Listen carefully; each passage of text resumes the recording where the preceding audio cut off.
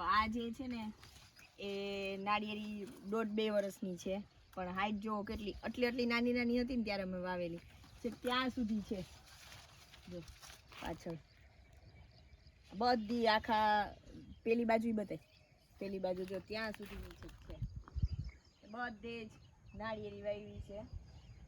એટલે બહુ મસ્ત આ મોટી થઈ જાય ને એટલે આખી દિવાલ પેક થઈ જાય અને બહુ મસ્ત લાગશે. અને આ જો સોયાબીન છે આપણા આખી વાડીમાં, આટલી હાઈટ કોઈને નહીં હોય એટલી હાઈટ છે. આ ફ્લાવર બી છે, ફૂલ બી આવવા લાગ્યા જો આટલા હાઈટના છે, અડધી સુધી આટલી હાઈટના છે. લેતો વિડીયો ઉતારતો જો આ છે ને આપણા સોયાબીન છે, અને જો એની હાઈટ જો કેટલી છે, મને અહીંયા મારા ગોઠણથી અહીંયા સુધી પહોંચી જાય છે. એટલે હાઈટ જોવો એટલે આ આપણી ગૌ માતાની દયા, એનું છાણ ગૌમૂત્ર એ બધું તો ટાઈમે ટાઈમે જતું જ હોય. અને હનુમાનજી દાદાની ગૌ માતાની દયા કે અત્યારે આપણે કહેવાય ને કે નેચરલ પેલું છે જ નહીં, વરસાદ તો છે નહીં, આ પાણીને એનાથી આપણે કર્યું છે. વાડીનું જે પાણી આવતું હોય આપણે એનાથી કર્યું છે, કૂવાના પાણીથી ને એનાથી એટલી સરસ હરિયાળી છે. અને હોપસો કે હજુ વરસાદ આવી જાય, કેમ કે વરસાદ નથી તો બધા ખેડૂતો નારાજ છે. અમુક માંડવી નીકાળી દે છે, બધા બહુ બધા પ્રોબ્લેમ છે બધાને, તો બધાનું સારું થાય એના માટે ભગવાનને એકવાર વરસાદ આપે એવી આશા છે. આપણે આજે ત્યાં આગળ છે ને સામે રાવણા પાસે ત્યાં આપણે દળવાનું સ્ટાર્ટ કરી દીધું છે કાલથી, તો વિડીયો બનાવવા જઈએ છીએ. અત્યારે ત્યાં ઘંટી ચાલે એમ નથી, કંઈ પાવરના ઇસ્યુ છે, એટલે આપણે આફ્ટર મોન્સૂન ત્યાં વિન્ટરમાં ત્યાં સ્ટાર્ટ કરી દઈશું. પાછું નવી ઘંટી લેવાની છે, તો નવી ઘંટી લઈ અને પછી ત્યાં સ્ટાર્ટ કરશું. ત્યાં સુધી થોડી મહેનત વધી જશે અમારા સોનલબેનને, જો એ લઈને જાય છે ઉપર જે છે એ પેલું આપણે ગોબર છે ને એ સાફ કરેલ ને સૂકવેલ પડેલું હતું આપણે એ દળવાનું છે, તો એ ત્યાંથી લઈને જાય છે. પછી ત્યાં લઈને રાખી દેવાનું, પછી ત્યાંથી ગાડીમાં કે એમાં લઈ જઈએ છીએ અમે લોકો, કેમ કે અહીંયા ગાડી ચાલે એમ નથી, નહીતર તો અહીંયા થઈ જાત. એટલે જો આટલી મહેનત છે અત્યારે ગોબર પાવડર દળવામાં.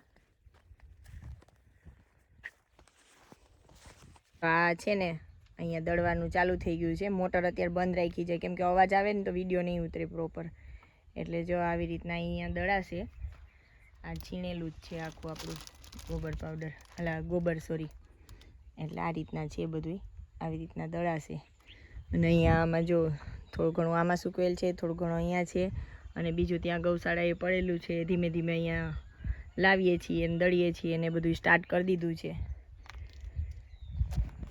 જો ગોબર પાવડર દળવામાં કેટલી મહેનત થાય એ તમે જોયું, તો મહેરબાની કરીને ઘણા લોકો કહેતા હોય કે 5 રૂપિયા કિલો આપી દો ને 10 રૂપિયા કિલો આપી દો, તો અમે ખુદ દળાવીએ છીએ ને તો 10 રૂપિયા ને 5 રૂપિયા કિલો દળાવીએ છીએ બેન પાસેથી.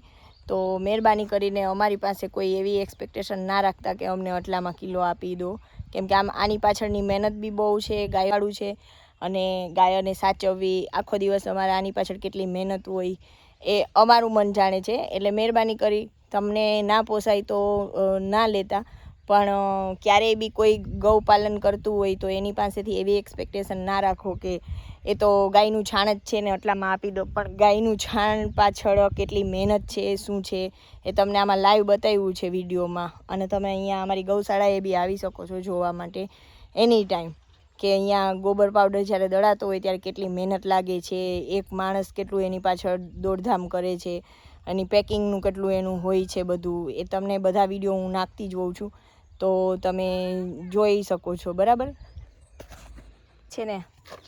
આ બધું શાકભાજી છે, નાના નાના છોડ થયા છે હજી ત્યાં સુધી.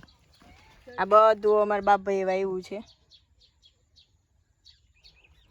આ શું છે સોનકી? વાલોડ છે ને? વાલોડ છે આ જે છે ને. હા, આને કહેવાય કે છે ને વાડીનો સદુપયોગ કરેલો કહેવાય. કે શેઢોય અમારા બાપભાઈએ નથી જોડ્યો, ત્યાંય બધું વાવી દીધું છે. એટલે કહેવાય ને કે વાડીનો જેને એક્સપિરિયન્સ હોય ને તો જ મેળ પડે. એટલે આવું છે જો વાડીનો પૂરેપૂરો ઉપયોગ કહેવાય ને કે જેની પાસે અનુભવ હોય ને અનુભવને શીખવાડે એના જેવું છે કે બાપભાઈને આ શેઢામાં બધે શાકભાજી બધું જ વાવી દીધું છે. એટલે કહેવાય ને કે ખેડૂત બનવું અને ખેડૂત બનેલા હોય એમાં બહુ બધો તફાવત છે. એ આ અમારા બાપભાઈ સાબિત કરે છે. અહીંયા કારેલી આટલી થઈ બી ગઈ. કઈ છે ચોળી? આ બધી ચોળી છે. ઓકે,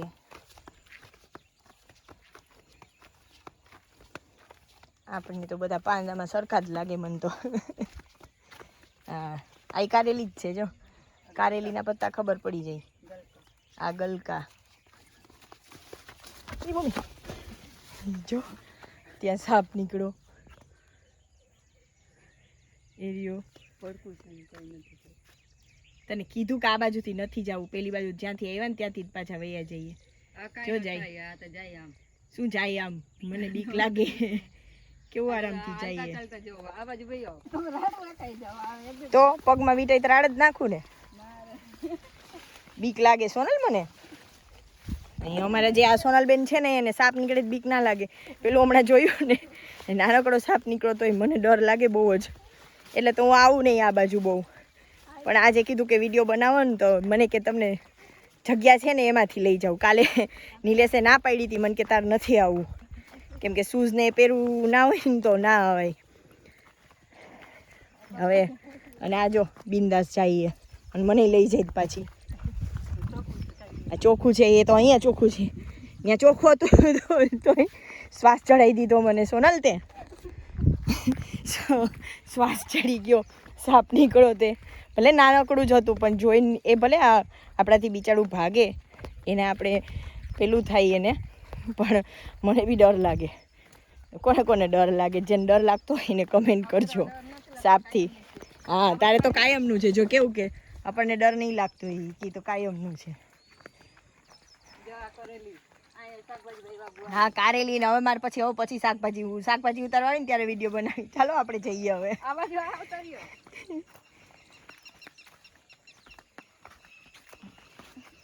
શ્વાસ ચડાવી દીધો મને વધારે પડતો છે. એક તો ઓલરેડી થોડુંક તો પેલું થઈ ગયું તો આફી ગઈ હતી હું. બાપભાઈ સાપ નીકળો હમણાં અહીંયા નાનકડો પડકું હતું.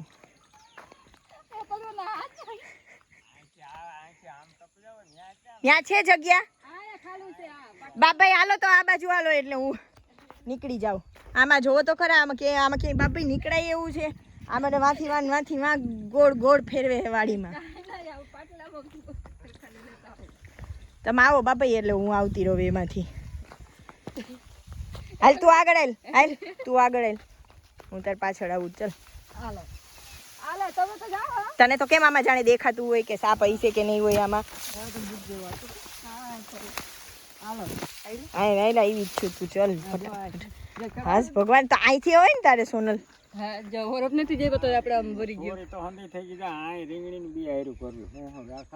આ ચોળી છે. આ બધી ચોળી છે.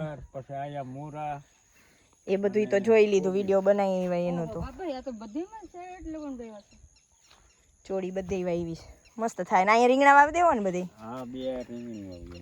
સરસ. પણ વાડી આખી કહેવાય ને કે ભેરાઈ ગઈ હે.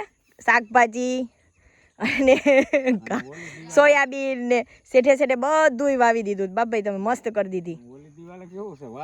જોયા અમે બધો વિડીયો. સોનકી બોલતી હતી કે આ છે ને આ છે ને, મેં વિડીયો બનાવી નાખ્યો. એટલે હું એ જ કહું છું કે જો જો પાછી આ કે જો સાપર્યો હેતલબેન એ બનાવ્યો વિડીયો. પટ્ટા વાળું હતું કંઈક. જો તમને અમારા વિડીયો પસંદ આવતા હોય તો લાઈક કરજો, શેર કરજો અને સબસ્ક્રાઈબ જરૂરથી કરજો. સબસ્ક્રાઈબ કરવાનું ભૂલતા નહીં. જય ગૌ માતા, જય શ્રી કૃષ્ણ.